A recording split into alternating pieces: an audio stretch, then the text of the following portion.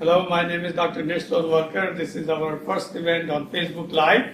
So welcome you all for this event. And today I want to talk to you about empowering teaching with adaptive resources for the classroom.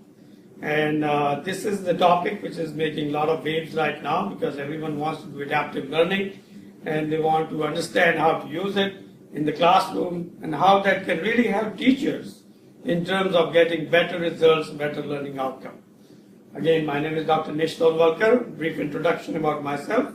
I got my PhD from MIT way back, and then I joined MIT as a faculty, and I was principal educational architect and the director of Hypermedia Lab at MIT, where we did a lot of experiments with pedagogy and online education, including developing the MIT Singapore program, and open courseware and open initiatives about various kinds of online technologies. So from that experience, I developed a adaptive learning engine and launched a company what is called IntelAdapt. So what I'm explaining here is how we are now using this new innovation of adaptive learning in the classroom. So what I will cover very quickly is number one, we'll do what is the challenge here which we are facing in the nation and how we can use adaptive learning to get over some of the problems with the education challenges. And then we look into pedagogy, because pedagogy, that means the educational models. We definitely want to talk about that, so understand what pedagogy will work. And then we'll look at the efficacy of some of these tools that we have been using. And then I will give you a little bit detail about technology, and then we will be able to explain to you various case studies that we do in terms of online adaptive learning system. So let's start with the problem, because we always have to know what problems are we trying to solve. Problem here is that most of the students, and I'll go a little bit further in the slide and come back, there are a lot of students who want to be engineers, scientists, and in the STEM area. So if you look at STEM, science, engineering, technology, and mathematics, those are the areas where people get jobs which are very highly paid jobs. But most of the students who really want to become engineers, they still can't, because they do not have the competency when they graduate from the high school. So they do not have the SAT scores that they need, they do not have APs, advanced placement, and things like that. So what we said, and this is a real story of Jane, who really wanted to become the rocket scientist, but could not do it because she did not do so well in the physics.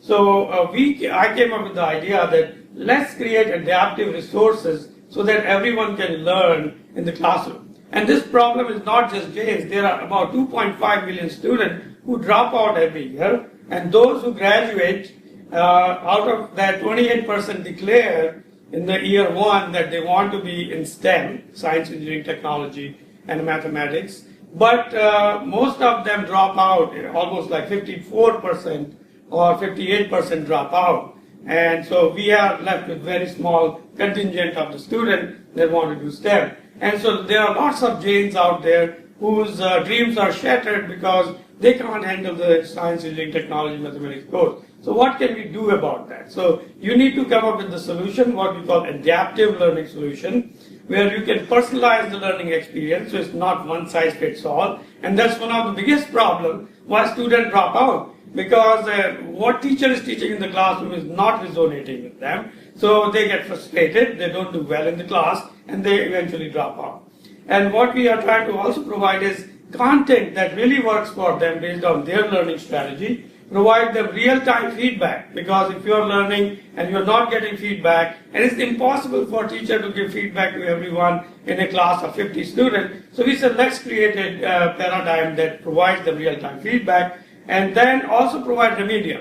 It's not enough that I tell you, okay, you learned this way, and also it's not enough that I say, okay, here is your result in the quiz. I have to give you a way that you can get over your problem. This is called remediation. So this is the system that we have developed, where you have different learning strategies that you can use to learn. There is an assessment, and then there's also remediation. And that's what we call adaptive resources for the classroom. So if you look at what does the adaptive learning achieves here, better comprehension, increase in the course completion. We also look at the reduced time to learn. And then, of course, once you have the competency, then you can go and do very well in the STEM disciplines, including in science, engineering, technology, and mathematics, which leads you to great career choices later on in your life.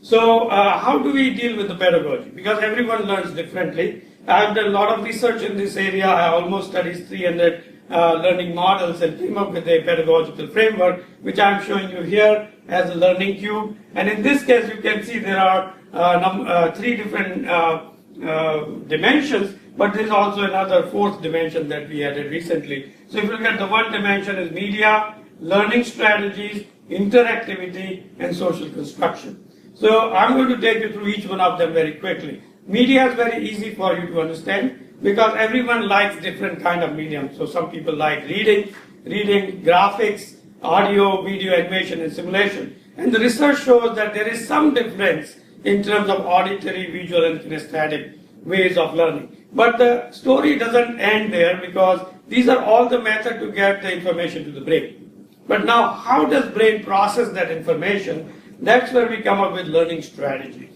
So when you have the content, you are going to say, okay, what is the learning strategy on how I climb this mountain? So if you want to go to the Everest, you will create a strategy, you will create a pathway, that's how you will conquer going on to the Everest peak. So in the learning, it's the same thing. You have to conquer some of these courses which are difficult, like physics, chemistry, biology, calculus 1, calculus 2, and 3. So how would you create a strategy? So we came up with 5 different strategies based on my understanding of cognitive psychology, artificial intelligence, and also brain and cognitive science. So if you look at there are 5 distinct learning strategies that we can create as nodal point.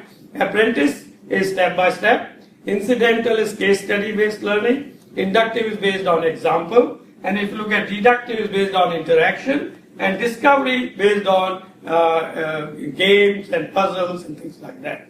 So if I take a content and present them in these 5 different learning strategies, now I have a way to make sure that you learn best. So this is kind of representation how these learning strategies work, because that's a very important part of our adaptive learning system, which is not offered by any other similar technology. So that's a good thing to know. In this case, it's step by step, so you can go in a linear way. You will be given linear presentation like you read books. Then case study, if you look at, a lot of case studies are used in the management and other areas to explain to you in the real life scenario.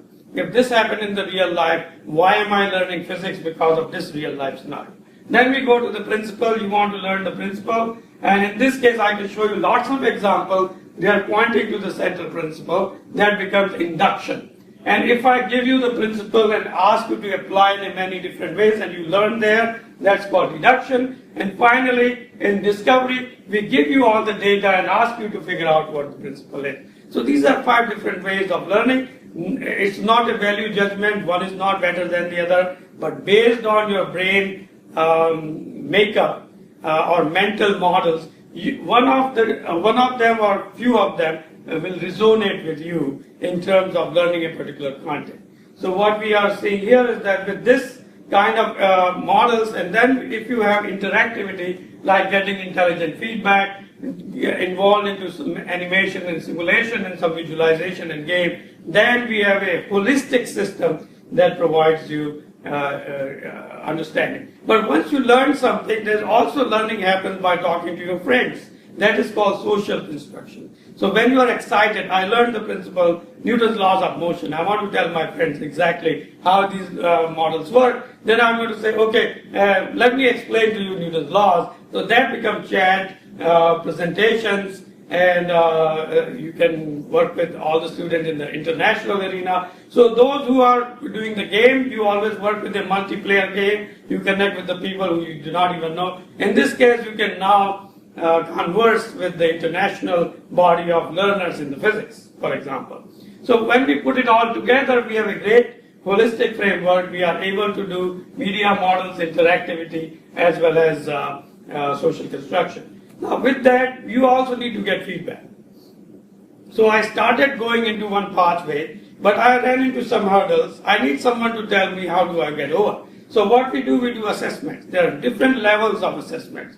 So you can see level 1 assessment. Based on that, you are given certain feedback. You go to learner cycle 2, you are given further feedback and another one. But every time you go through these cycles, we change the learning model on you. So we rotate you through different learning strategies. And by doing that, statistically, we can figure out very quickly what is your preferred learning strategy and what really works and resonates with your brain makeup. So once we provide you feedback, then we also create a lot of data on you. So we understand exactly how you have gone through point A to point B to point C. Once you see that, then we look at what learning strategies you are preferring to use, how many times you have gone through learning cycles, content that you have viewed, and also the time you have spent on every task. So looking at this, we are able to create a running correlation which tells us that you are a deductive learner.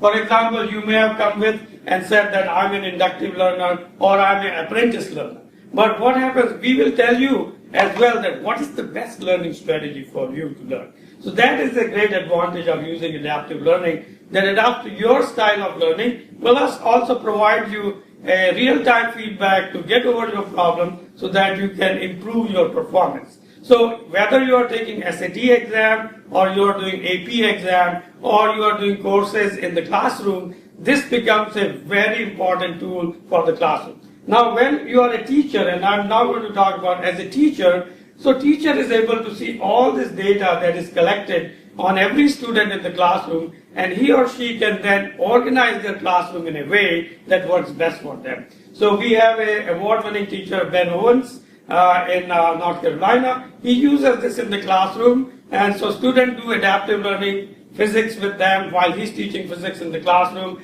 He gets a lot of data back, and he can tailor his classroom to meet the requirement of the student. Students get to do all the work in a way that they can understand the subject matter, get to the competency, etc., and then do extremely well. And what our contention is that student completion rate goes above 80 to 90%. And that's our claim of fame, that we are able to accommodate and personalize the learning strategies for every individual learner.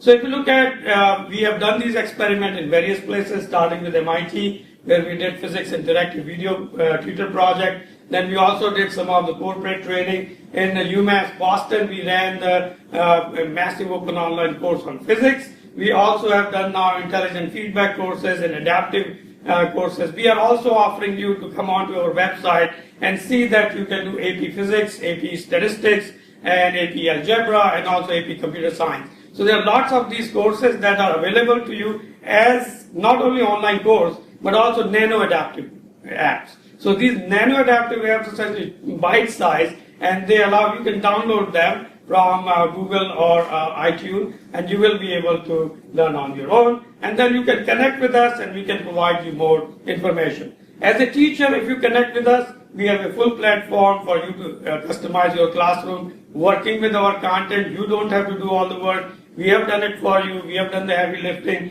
You can, and then your student can subscribe to it while you teach these courses in the classroom. So the platform has instructional engine, it has a quiz generation engine, content repository where you can draw the content from. You can also do authoring tools, as well as you can do pedagogical effectiveness index, so you can assess how effective your courses are. And of course, this is our patented technology. We are very proud that we were able to achieve that.